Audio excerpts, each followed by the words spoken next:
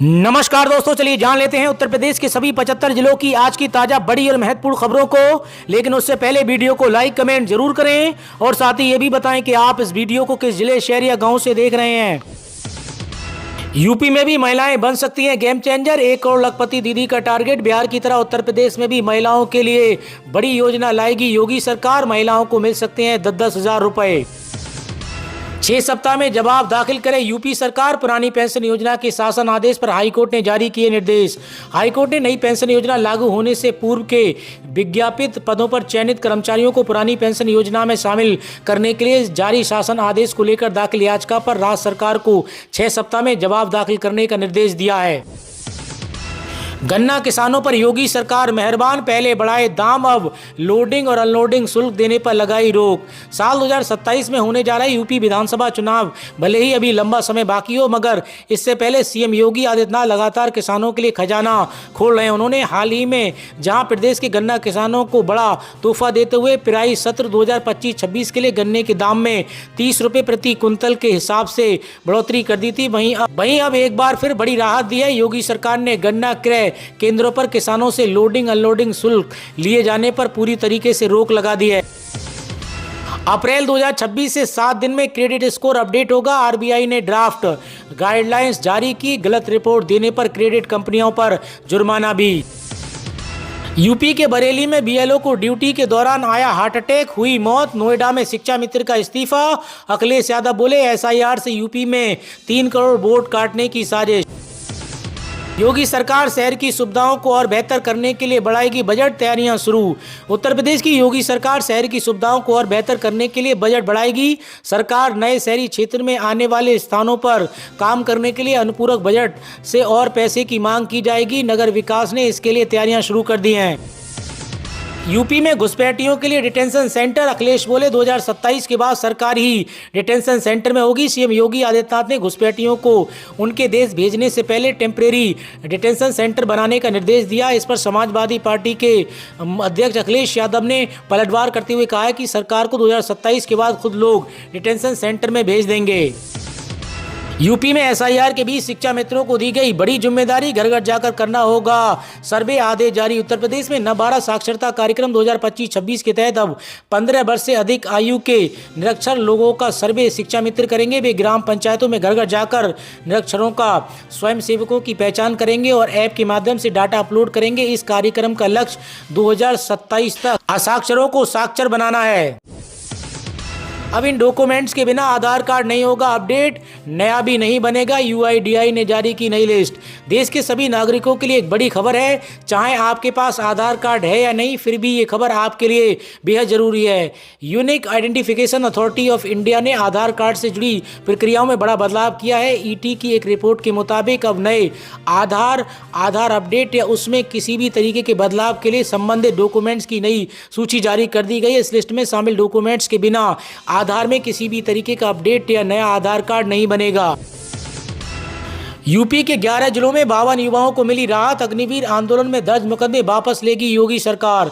साल 2022 में अग्निवीर योजना के खिलाफ हुए आंदोलन के दौरान उत्तर प्रदेश के 11 जिलों में सरकारी और निजी संपत्ति को नुकसान पहुंचाने के आरोप में 52 युवाओं पर दर्ज एफआईआर को अब योगी आदित्यनाथ सरकार वापस लेने की तैयारी कर रही है। देश भर में हुए विरोध प्रदर्शन के दौरान यूपी में भी तोड़फोड़ की घटनाएं सामने आई थी, जिसके बाद ये केस दर्ज हुए थे। उत्तर प्रदेश के संभल में 46 साल बाद बंद हुए कुएं की खुदाई। 1978 के दंगों में चर्चित रहा था यह स्थान। प्रशासनिक हलचल तेज।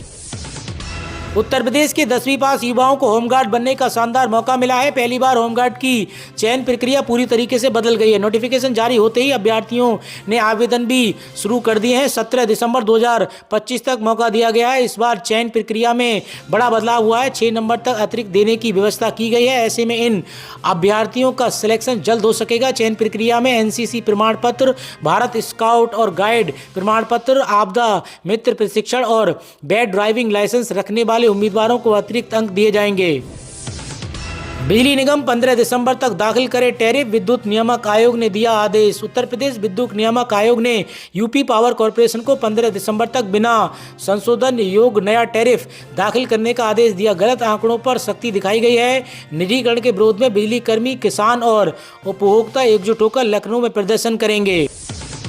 लखनऊ समेत प्रदेश भर में आरटीओ दफ्तरों में डीएल अप्रूवल रुका। नई कंपनियों का हार्डवेयर इंस्टॉलेशन 29 नवंबर तक समस्या रहेगी। प्रदेश भर के आरटीओ और एआरटीओ दफ्तरों में ड्राइविंग लाइसेंस डीएल अप्रूवल का काम बंद हो गया है। सुबह से ही दफ्तरों में जमा लोगों को पता चला कि अप्रूवल प्रक्रिया अगले 3 दिनों तक ठप रहने वाली है। इससे बड़ी संख्या में आवेदक अपनी फाइलें आगे नहीं बढ़ा सके। परिवहन विभाग ने बताया कि इन 2 दिनों में आवेदक आरटीओ जाकर अपनी प्रक्रिया जैसे photo capture, DL skill test और लर्निंग लाइसेंस टेस्ट पूरे कर सकेंगे। अंतिम अप्रूवल 29 नवंबर के बाद ही किया जाएगा। यूपी में छात्रवृत्ति योजना को लेकर आई बड़ी अपडेट। समाज कल्याण विभाग ने जारी की संशोधित समय सारणी। उत्तर प्रदेश समाज कल्याण विभाग ने छात्रवृत्ति योजना के लिए संशोधित समय सारणी जारी की है। इसमें छात्रों को आवेदन करने की अंतिम तिथि में विस्तार मिला है, जिससे उन्हें छात्रवृत्ति प्राप्त करने में आसानी होगी। विभाग का लक्ष्य है कि ज़्यादा से ज़्यादा छात्र इस योजना का लाभ उठा सकें और अपनी शिक्षा जारी रख सकें। यूपीआई से बिजली बिल का भुगतान करने वाले उपभोक्ताओं के लिए नया सिरदर्द। खाते में रुपए कटे, बिजली निगम को नहीं मिले। उत्तर प्रदेश के गोरखपुर में बिजली बिल का यूपीआई से भुगतान करने वाले उपभोक्ता परेशान हैं, क्योंकि उनके खाते से पैसे कट रहे हैं लेकिन बिजली विभाग के खाते में जमा नहीं हो रहे हैं। इससे बिल अपडेट नहीं हो पा रहा है और उपभोक्ताओं को कनेक्शन कटने का डर सता रहा है। अभियंता इस तकनीकी खामी का समाधान ढूंढ रहे हैं और अभी तक कोई हल नहीं निकला है। इस पेंशन टैक्स से लेकर एलपीजी गैस सिलेंडर तक 1 दिसंबर से बदल रहे हैं ये 5 बड़े नियम। आपकी जेब पर होगा सीधा असर। हर महीने की तरह दिसंबर में भी कई वित्तीय बदलाव होने जा रहे हैं जो सीधा आपकी जेब पर असर डाल सकते हैं। इसमें एलपीजी गैस प्राइम से लेकर टैक्स और पेंशन के नियम शामिल हैं। नवंबर का महीना खत्म होने वाला है और नए महीने से बहुत से फाइनेंशियल चेंजेस होने वाले हैं, जिसका सीधा असर आपकी जेब पर पड़ सकता है। इस बदलाव में एलपीजी गैस सिलेंडर से लेकर पेंशन, टैक्स और फ्यूल संबंधी नियम है। 1 दिसंबर से 5 बड़े चेंज हो रहे हैं। इसमें पहला बदलाव एलपीजी गैस सिलेंडर के दाम से। अक्सर सरकार एलपीजी के दाम में बदलाव 1 दिसंबर को करती है। ये बदलाव कमर्शियल और रसोई गैस सिलेंडर के लिए किया जाता है। नवंबर में तेल कंपनियों ने कमर्शियल गैस सिलेंडर के रेट बदले थे। 1 नवंबर को 19 किलो वाले कमर्शियल गैस सिलेंडर की कीमत में 6 रुपये 50 पैसे की कटौती की थी। रसोई गैस की कीमतों में काफी समय से बदलाव नहीं हुआ है।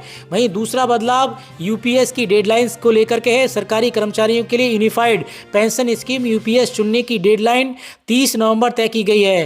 पहले ये डेट 30 सितंबर थी। कोई भी सरकारी कर्मचारी एनपीएस और यूपीएस में से कोई एक विकल्प चुन सकता है। अगर कोई सरकारी कर्मचारी एनपीएस और यूपीएस में किसी एक को चुनना चाहता है तो उसे 30 नवंबर से पहले ये काम पूरा करना होगा। 1 दिसंबर के बाद शायद ही मौका नहीं मिलेगा। वहीं तीसरा बदलाव लाइफ सर्टिफिकेट जमा करने को लेकर है। सीनियर सिटीजन और पेंशन का लाभ पाने के लिए लाइफ सर्टिफिकेट जमा करना जरूरी है। 30 नवंबर तक लाइफ सर्टिफिकेट जमा करने की डेडलाइन है। अगर कोई व्यक्ति लाइफ सर्टिफिकेट जमा नहीं कर पाता है तो उसकी पेंशन रुक सकती है। इसमें चौथा बदलाव है टैक्स का नियम से जुड़ा है। अगर आपका अक्टूबर में टीडीएस कटौती हुई है तो सेक्शन 194 एआई, 194 आईबी, 194 एम और 194 एस के तहत स्टेटमेंट जमा करनी होगी, जिसकी आखिरी तारीख 30 नवंबर तय की गई है। इसके अलावा जिन टैक्स पेयर्स को सेक्शन 92 ई के तहत रिपोर्ट जमा करनी है वह भी 30 नवंबर तक ये काम पूरा करा लें। वहीं पांचवा बदलाव सीएनजी और पीएनजी और जेट फ्यूल को लेकर के है। ऑयल कंपनियां हर महीने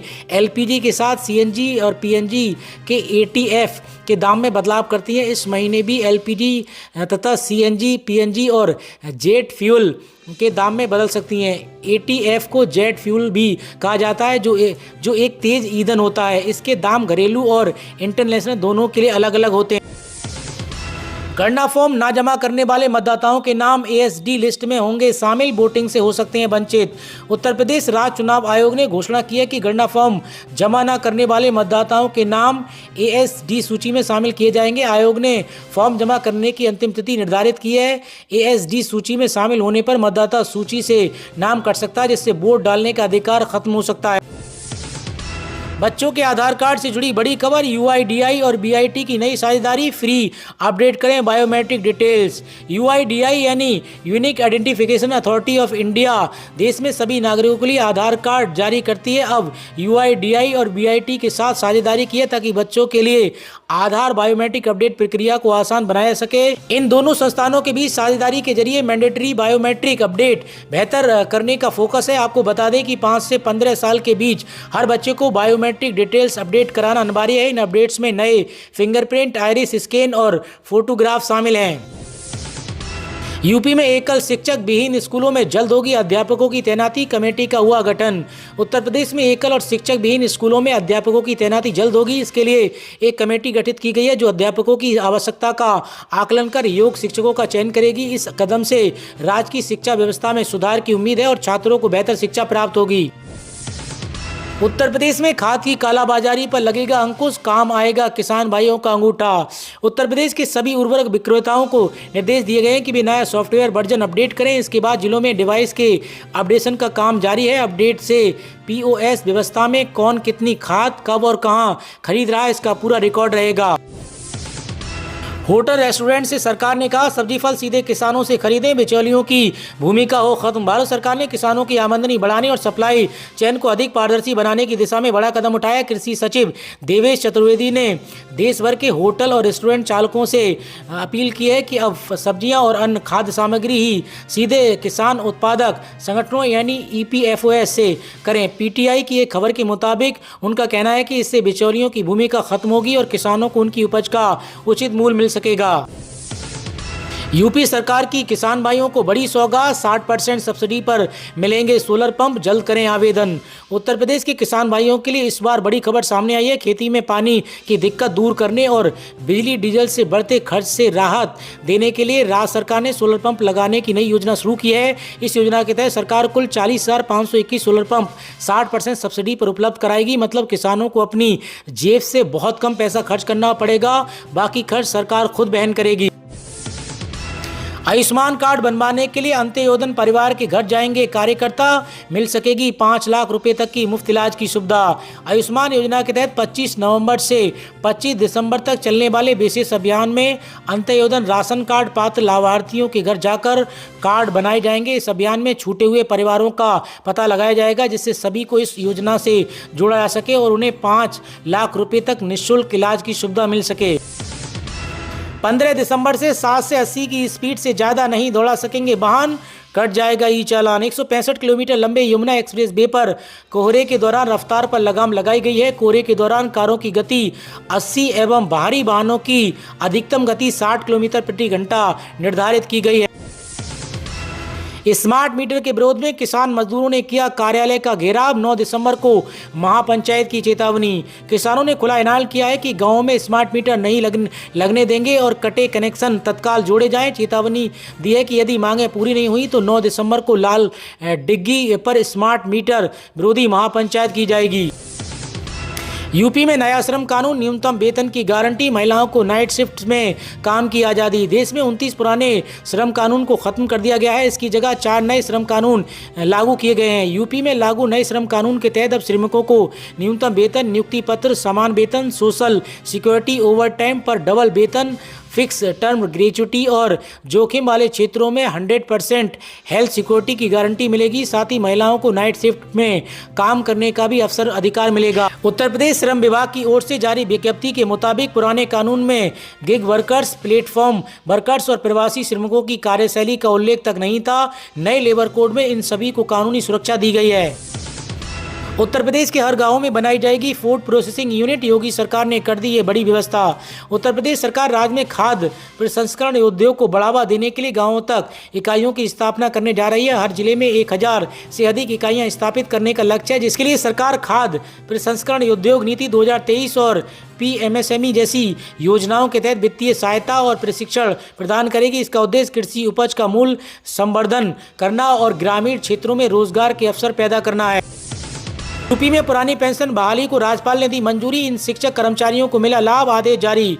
उत्तर प्रदेश सरकार ने बड़ा कदम उठाते हुए पुरानी पेंशन योजना बहाल की है। प्रदेश में 545 आयुर्वेदिक चिकित्सा अधिकारियों और 35 शिक्षकों की पुरानी पेंशन योजना का लाभ मिलेगा। इस संबंध में उत्तर प्रदेश के प्रमुख सचिव रंजन कुमार ने आदेश जारी कर दिया। लंबे समय से चली आ रही पुरानी पेंशन योजना की मांग स्वीकार कर ली गई है। आपको बता दें, इन अधिकारियों और शिक्षकों की भर्ती प्रक्रिया नेशनल पेंशन स्कीम लागू होने से पहले शुरू हुई थी, लेकिन इसका लाभ नहीं मिल सका। लंबे समय बाद अब इन कर्मचारियों को पुरानी पेंशन योजना का लाभ दिया गया है। यूपीपीसीएल द्वारा बिजली बिल राहत योजना 2025-26 की घोषणा, घरेलू उपभोक्ताओं को ब्याज माफी व भारी छूट का लाभ। Uttar Pradesh power corporation limited ने घरेलू बिजली उपभोक्ताओं के लिए बिजली बिल राहत योजना 2025-26 की घोषणा की है। इस योजना में ब्याज माफी और भारी छूट का लाभ मिलेगा, जिससे उपभोक्ताओं को वित्तीय राहत मिलेगी और बिजली बिल भुगतान में प्रोत्साहन मिलेगा। ये योजना बकाया राशि वसूली में भी सहायक होगी।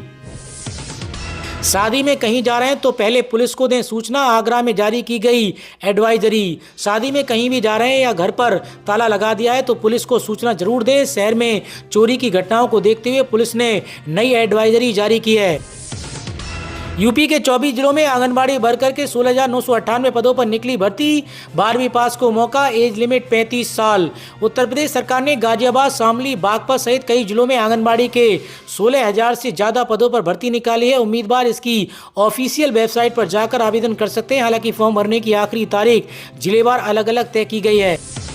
हर थाने में निरीक्षक, उपनिरीक्षक और आरक्षी की होगी तैनाती। एएनटीएफ को लेकर योगी ने दिए निर्देश। सीएम योगी आदित्यनाथ ने कहा है कि एएनटीएफ और मजबूत होगा। इसके लिए हर थाने में भर्ती की जाएगी, जिससे त्वरित सुनवाई और अपराधियों पर सख्त कार्रवाई सुनिश्चित करेगा। उन्होंने फोर्स के सभी थानों के लिए स्थायी भवन निर्माण किए जाने की आवश्यकता पर भी बल दिया। समीक्षा बैठक में योगी आदित्यनाथ ने कहा कि मादक पदार्थों के खिलाफ संघर्ष कानून व्यवस्था ही नहीं बल्कि समाज की सामूहिक जिम्मेदारी है। परिवारों और शैक्षणिक संस्थानों, नागरिक संगठनों और प्रशासन को मिलकर सुनिश्चित करना होगा कि नशे की पहुंच युवाओं तक न हो। अपराधियों को स्पष्ट संदेश मिलना चाहिए कि प्रदेश में अवैध मादक पदार्थों का कारोबार बर्दाश्त नहीं किया जाएगा। लौट आई पुरानी पेंशन, 26 लाख कर्मचारियों को मिल सकता है तोहफा। पीएम मोदी के पास पहुंचा मामला। पिछले 20 साल से चली आ रही सरकारी कर्मचारियों की डिमांड न पूरे होने की संभावना और बढ़ गई है। कई शीर्ष कर्मचारी संगठनों ने प्रधानमंत्री नरेंद्र मोदी और निर्मला सीतारमण को पत्र लिखकर 8वें वेतन आयोग में कुछ संशोधन करने की मांग की है। उन्होंने कहा है कि वेतन आयोग के टर्म ऑफ रेफरेंस में कुछ बदलाव कर करीब 26 लाख कर्मचारियों को पुरानी पेंशन के दायरे में लाया जाए।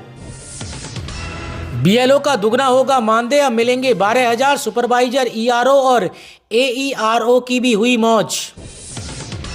उत्तर प्रदेश के परिषदीय विद्यालयों की अर्धवार्षिक परीक्षाएं स्थगित हो गई हैं। परीक्षाओं का आयोजन 28 नवंबर से 3 दिसंबर तक किया जाना था। परिषद ने अर्धवार्षिक परीक्षाएं चुनाव आयोग की एसआईआर प्रक्रिया के चलते स्कूलों के शिक्षकों की ड्यूटी एसआईआर में लगा दी है। उत्तर प्रदेश बेसिक शिक्षा परिषद अब अर्धवार्षिक परीक्षाओं का आयोजन 10 से 15 दिसंबर तक करेगा। ये बदलाव परिषद के निदेशक प्रताप सिंह बघेल के आदेश पर दिया गया है।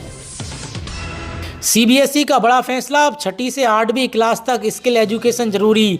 सीबीएसई ने सभी संबद्ध स्कूलों में कक्षा 6 से 8 तक कौशल शिक्षा को अनिवार्य कर दिया है। छात्रों को वास्तविक जीवन के कौशल सीखने पर ध्यान देना होगा, जैसे पौधों की देखभाल और बुनियादी यांत्रिक कार्य।